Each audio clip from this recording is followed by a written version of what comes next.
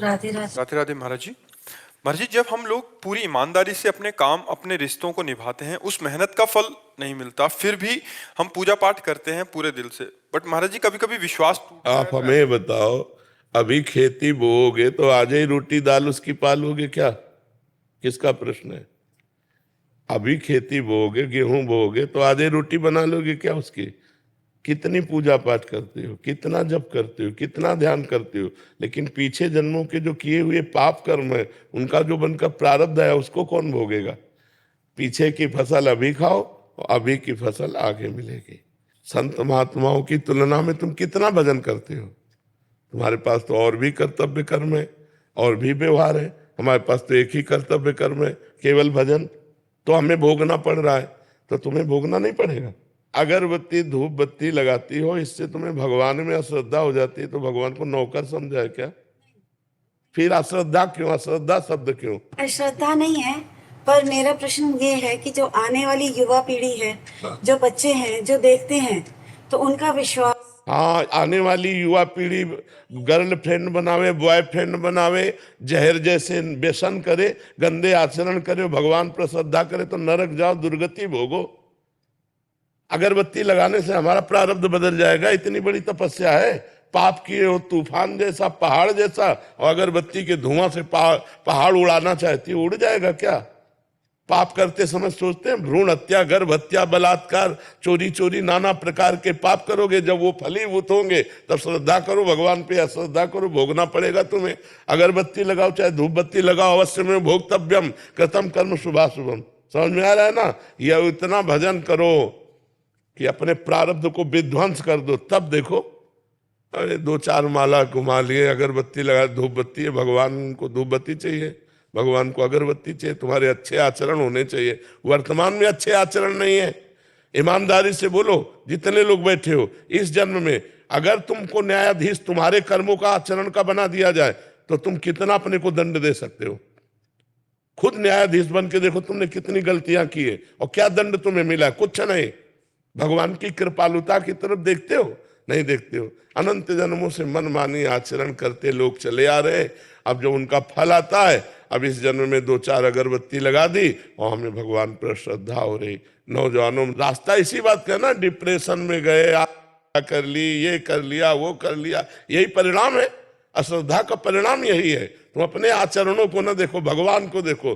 तुम चाहो कि हमें खूब पाप कर्म करें और इसके बाद जो है हमें भगवान आकर गले लगा लें, ऐसा होगा क्या? महाराज जी, ये प्रश्न इन्हीं का नहीं है। ये क्या आजकल क्या हो गया महाराज जी, अनुष्ठान नाम जप और कोई भी साधना नहीं है, बट जैसे मंदिर गए, मेरा पास हो जाओ हे प्रभु, हम पास हो जाऊं, पास नहीं हुए तो भगवान ने पास नहीं किया। हाँ, पढ़ाई मत करो भगवान पास कर दे। मैंने मांगा कि मेरा बच्चा ठीक हो जाए, ठीक नहीं हुआ तो अश्रद्धा हो गई भगवान से। क्या फर्क पड़ता है? आकाश के ऊपर थूको, कोई फर्क पड़ता है क्या? तुम्हारे मुंह पे छिट्टियां पड़ेगी आकि भगवान आकाश के समान महान है, उनको क्या फर्क पड़ता? उन्होंने देखो, उन्होंने आपको खेती दे दी, आपको बीज दे दिया, अब आप जो बोओगे वो आपको काटना होगा।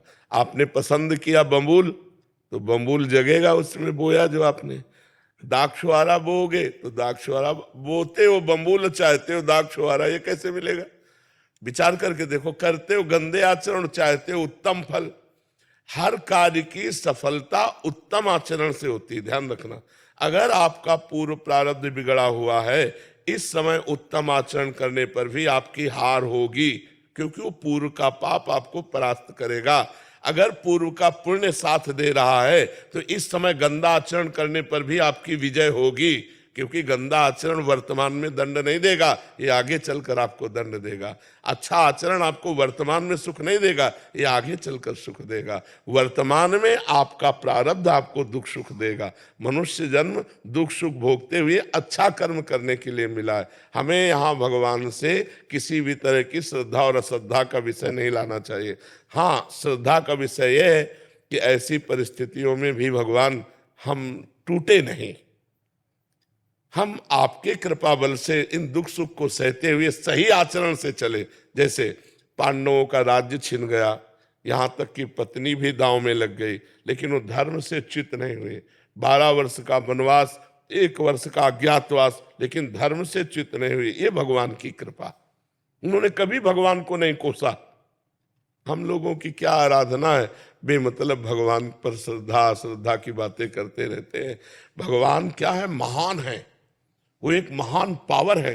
आप अब देखो, बिजली को गाली दो, कनेक्शन सही हो ना, आपके बोर्ड में बिजली आ रही है, आपने 2 तार ऐसे लगाए और वो कनेक्शन सही नहीं हुआ, अब ऑन ऑफ करते रहो, बल्ब सही है, तार भी सही है, प्लग भी सही है, बोर्ड में बिजली है, लेकिन वो ऑन नहीं होगी, जलेगी नहीं। क्यों? कनेक्शन सही नहीं।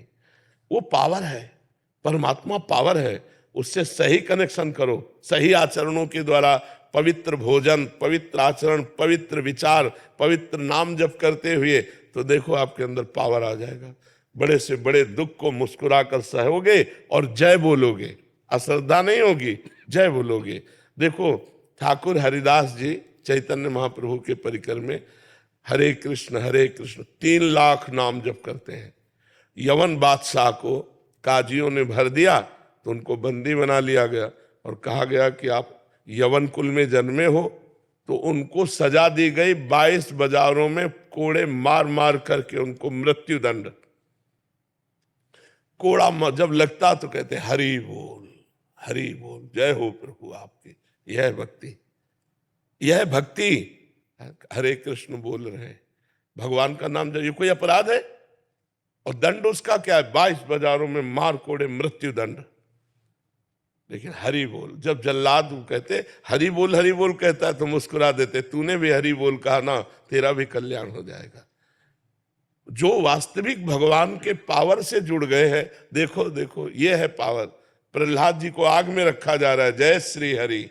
यहाँ हमारी क्या है, हमारी छोटी सी बात नहीं बनी, हमारे कर्म के अनुसार तो हम भगवान पर श्रद्धा कर ले। ये नौजवानों की आज जो बुद्धि बिगड़ रही ना, ये अश्रद्धा के कारण ही तो बिगड़ रही। अगर वो श्रद्धा करके माता पिता के चरण छूते, श्रद्धा करके अध्यात्म को स्वीकार करते, तो ना तो व्यभिचार में जाते, ना व्यसन में जाते, अपनी पढ़ाई को पढ़ते, अपने कर्तव्य को पूरा करते, अच्छे नंबर लाते। भाई अपने चैप्टर में बुद्धि तभी लगेगी जब हमारी बुद्धि शुद्ध होगी, एकाग्र होगी। अब व्यभिचारी की बुद्धि शुद्ध होगी क्या? अपवित्र बुद्धि। व्यभिचारी की बुद्धि एकाग्र होगी क्या? नहीं, चंचल बुद्धि। व्यभिचारी की बुद्धि व्यसन रहित होगी क्या? नहीं, नशेबाज। तो नशेबाज, व्यभिचारी और चंचल बुद्धि वाला किसी भी चैप्टर को कंठस्थ नहीं कर सकता, किसी भी विषय में सफल नहीं हो सकता। ये लोग कैसी बातें करते हैं, भगवान पर श्रद्धा नहीं, ऐसे नहीं चला जाता। ब्रह्मचर्य से रहो, पवित्र आचरण करो, पवित्र भोजन करो, एकाग्रता पूर्वक पढ़ाई पढ़ो, हर विषय में पास हो जाओगे, हर विषय में पास हो जाओगे। तुम्हारे ग्रंथ तो इतने इतने, हमारे ग्रंथ तो इतने मोटे मोटे हैं, और सूक्ष्म विषय है, तुम्हारा तो स्थूल विषय है। यही राष्ट्र का विषय होगा, विश्व का विषय होगा, हमारा विश्वात्मा का विषय है, विश्व से अलग विषय है। ये विश्व में जो दिखाई दे रहा उससे अलग विषय है, हमारा सूक्ष्म विषय है, उसको पढ़ना है। अब ब्रह्मचर्य नहीं रहोगे तो बुद्धि शुद्ध नहीं रहेगी। आहार गलत करोगे, बुद्धि से। अब आजकल के नए नए बच्चे वो क्या कहते हैं, वो जो सेमई जैसा होता है, हाँ लूडन, ये हार रह गए हैं, नहीं रह गए। 1 किलो मठा और 4 रोटी और उसमें हरी धनिया का नमक मिला खाओ, दंड बैठक मारे तो समझ में आवे नहीं।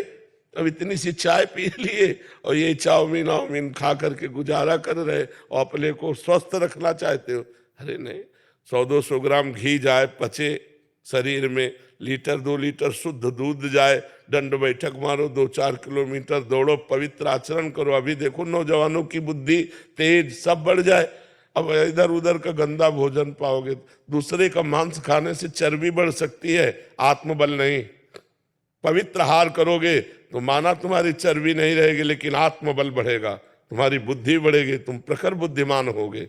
इसलिए दोष भगवान को न दो, अपने को सुधारना है, उनसे कृपा मनाओ कि हमारी बुद्धि शुद्ध हो जाए और आप में कभी अश्रद्धा न हो। कितने करुणा में भगवान है, क्या बिगाड़ा है आपको? आप विचार करके देखो, आपका शरीर भगवान ने आपको दिया, बुद्धि भगवान ने दी, सब कुछ भगवान ने दिया, आपसे लिया क्या? फिर अश्रद्धा किस बात की? तुम्हारी क्या है? एक रोम भी तो तुमने नहीं बनाया, मेरे भगवान ने बनाकर तुमको इतना सुंदर शरीर दिया, फिर तुम भगवान से अश्रद्धा क्यों कर रहे हो? भगवान ने तुम्हें पृथ्वी दी, वायु दिया, अग्नि दिया, तेज दिया, सब कुछ दिया है, क्या भगवान की अश्रद्धा करने का विषय बनता है? आप अपने आचरण शुद्ध ना करो, सब कुछ भगवान का दिया आपके पास है। भगवान ने कभी कहा कि ये मेरा है?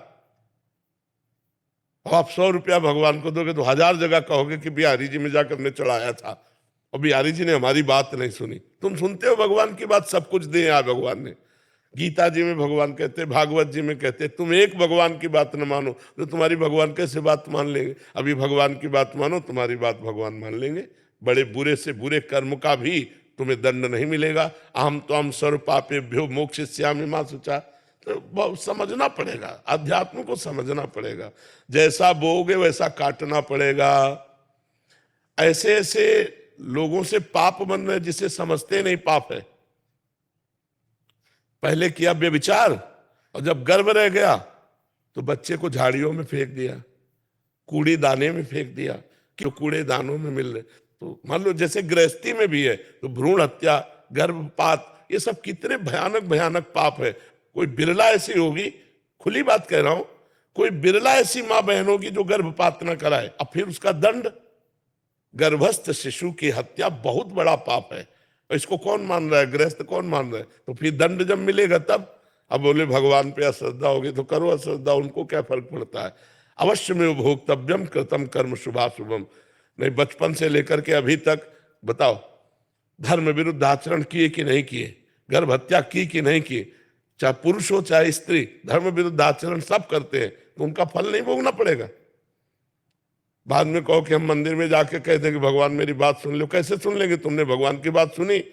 भगवान जब कह रहे हैं कि 25 वर्ष तक ब्रह्मचर्य रहो, फिर जब ब्याह हो जाए, पाणी ग्रहण हो जाए, जय जय वर्ष में, तो गृहस्थी धर्म में फिर अपने ब्रह्मचर्य को तोड़ो। कौन रह रहा है? सबसे पहला आश्रम सबका है ब्रह्मचर्य, फिर गृहस्थ, फिर वानप्रस्थ, फिर सन्यास। कोई चल रहा है? अभी उठ के खड़े होना नहीं आता, बॉयफ्रेंड हो गए।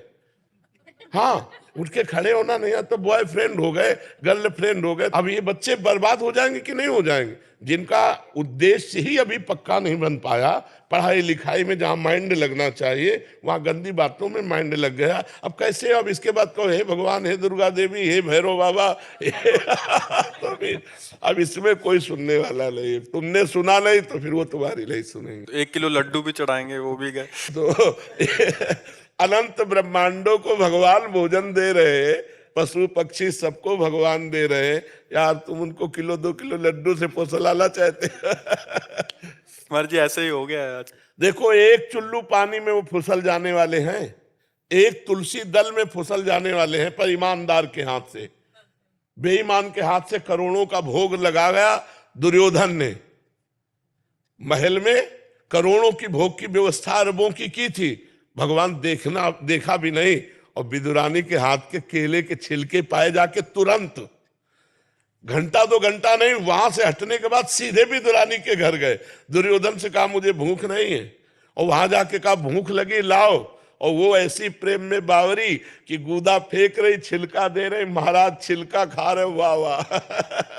देखो, ये अखिल कोटि ब्रह्मांडों का मालिक है, अरबों का भोग व्यवस्था किए दुर्योधन, भगवान ने देखा भी नहीं। और विदुरानी के हाथ के छिलके पा रहे हैं। कैसे? वो तो चुल्लू भर जल में रीझ जाने, पत्रम पुष्पम फलम तोयम ये में भक्ता प्रेक्षति। भगवान को यार वैभव चाहिए, सारा वैभव तो उन्हीं का है। सोने की खान, चांदी की खान, सब पृथ्वी में उन्हीं का है। उनको 100-200 ग्राम सोना या 100-200 ग्राम लड्डू पेड़ा इससे रिझाया जा सकता है क्या?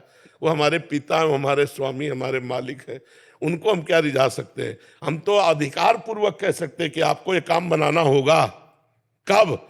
जब हम उनकी आज्ञा पे चलेंगे। जैसे अपने आप पापा की 10 बात मानते हो तो एक बात तो मनवा ही सकते हो आप। पापा की एक को न मानो, 10 अपनी मनवाना चाहो तो थप्पड़ी आ जाओगे। नहीं तो भगवान की हम बात एक नहीं मान रहे, और भगवान से हम अपनी सब बात मनवाना चाहते हैं।